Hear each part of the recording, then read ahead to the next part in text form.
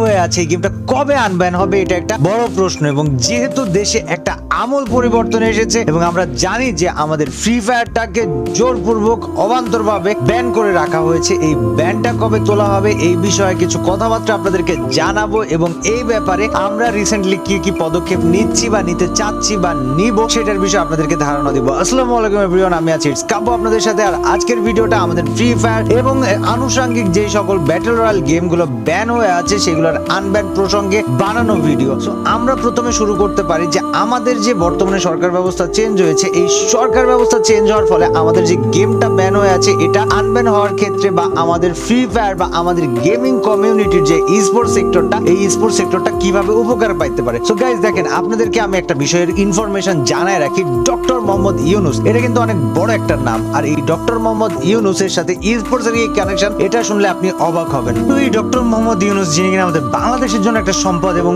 উনি বর্তমান বিশ্বে স্পোর্টস এর যে গ্লোবাল স্পোর্টস